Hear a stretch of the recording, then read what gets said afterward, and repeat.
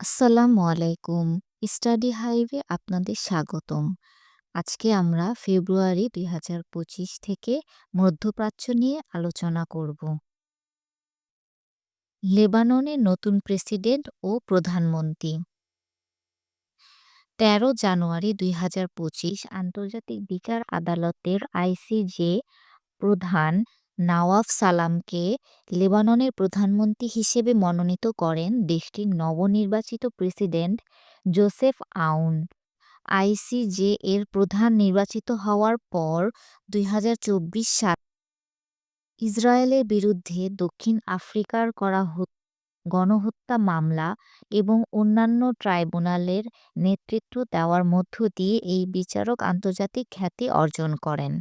অন্যদিকে ২০২২ সালের অক্টোবর থেকে লেবাননের প্রেসিডেন্ট পদটি খালি ছিল। এছাড়া এতদিন পর্যন্ত তত্ত্বাবধায়ক সক্ষমতার ভিত্তিতে দেশটির মন্ত্রিপরিষদ পরিচালিত হতো। এরপর ৯ জানুয়ারি ২০২৫ লেবাননের পার্লামেন্টে ভোটাভুটির মাধ্যমে প্রেসিডেন্ট নির্বাচিত হন জোসেফ আউন। সিরিয়ায় প্রথম নারী গভর্নর। সিরিয়ার কেন্দ্রীয় ব্যাংকের গভর্নর হিসেবে মাইশা সাবরিনকে নিয়োগ দেয় নতুন অন্তর্বর্তীকালীন সরকার। ৩০ ডিসেম্বর ২০২৪ তিনি দায়িত্ব গ্রহণ করেন। মাইশা সাবরিন কেন্দ্রীয় ব্যাংকের সাবেক ডেপুটি গভর্নর। দেশটিতে ৭০ বছরেরও বেশি সময়ের মধ্যে এই প্রথম কোনো নারী কেন্দ্রীয় ব্যাংকের নেতৃত্ব দিবেন। ব্যাংকিং খাতে ১৫ বছরের অভিজ্ঞতা রয়েছে মাইশার। দামেস্ক ইউনিভার্সিটি থেকে হিসাববিজ্ঞানে স্নাতকোত্তর করেন মাইশা।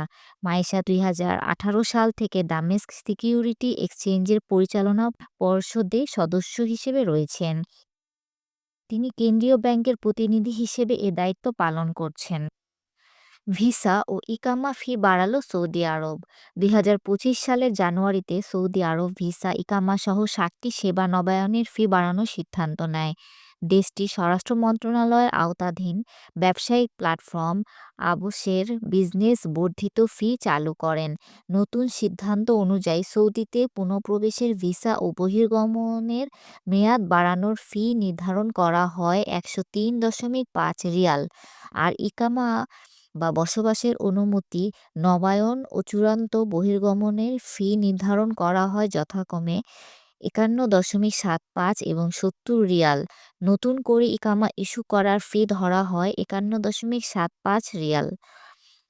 কর্মচারীদের বিষয়ে সরকারি কর্তৃপক্ষের কাছে প্রতিবেদন দাখিল বা রিপোর্টিং ফি ২৮.৭৫ রিয়াল, আর পাসপোর্টের তথ্য হালনাগাদ করতে দিতে হবে ৬৯ রিয়াল। এবার আমরা ইরান নিয়ে আলোচনা করব। ইরানের নতুন রাজধানী। ৭ জানুয়ারি ২০২৫ মধ্যপ্রাচ্যের দেশ ইরানের সরকার দেশটির রাজধানী স্থানান্তরের সিদ্ধান্ত নেয়। নতুন রাজধানী হবে উপকূলীয় মাকরান অঞ্চলে। মাকরান অঞ্চলের অবস্থান ইরানের দক্ষিণাঞ্চলীয় সিস্তান ও বেলুচিস্তান প্রদেশে। ওমান উপসাগরের নিকটবর্তী হওয়ায় মাকরান অঞ্চলের কৌশলগত সুবিধা রয়েছে। সুন্দরবন ভিত্তিক রাজধানী হলে দেশটি কৌশলগত ও অর্থনৈতিক সুফল পাবে। প্রথম গোয়েন্দা জাহাজ। ১৫ জানুয়ারি ২০২৫ ইরান ইতিহাসে প্রথমবারের মতো গোয়েন্দা জাহাজ উন্মোচন করেন। জাহাজটির নাম জাগ্রোস। ইরানে নির্মিত এই অত্যাধুনিক জাহাজটি ইন্টারসেপ্টর এবং সাইবার ও গোয়েন্দা প্রযুক্তিতে সজ্জিত।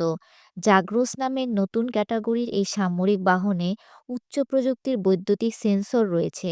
ফলে এ জাহাজের মাধ্যমে সাইবার হামলা ঠেকানো এবং গোয়েন্দা ভিত্তিক নজরদারিতে রাখা সম্ভব হবে। ক্ষেপণাস্ত্র সংরক্ষণাগার। ১০ জানুয়ারি ২০২৫ নতুন একটি ভূগর্ভস্থ ক্ষেপণাস্ত্র সংরক্ষণাগার উন্মোচন করে ইরানের ইসলামিক রেভলিউশনারি গার্ড কোর্পস আইআরজিসি। একই সঙ্গে তারা নতুন বিশেষ ক্ষেপণাস্ত্র তৈরির ঘোষণা দেয়। ২০২৩ সালের এপ্রিল ও অক্টোবরে ইসরায়েলের বিরুদ্ধে ইরান যে অভিযান চালায় তার একাংশ পরিচালিত হয় ভূগর্ভস্থ এই ক্ষেপণাস্ত্র ঘাঁটি ব্যবহার করে। এই স্থানটিতে সুপ্ত আগ্নেয়গিরি বলে বর্ণনা করা হয়। এছাড়া ২০২৫ সালের জানুয়ারিতে নতুন মহড়া ও যুদ্ধ মহড়ার আয়োজন করে ইরান, যার মধ্যে ক্ষেপণাস্ত্র ও ড্রোন সিটি উন্মোচিত হয়। ইরানের সাথে সাথে আরও কয়েকটি দেশে রাজধানী পরিবর্তন করার প্রস্তাবনা নেওয়া হয়েছে।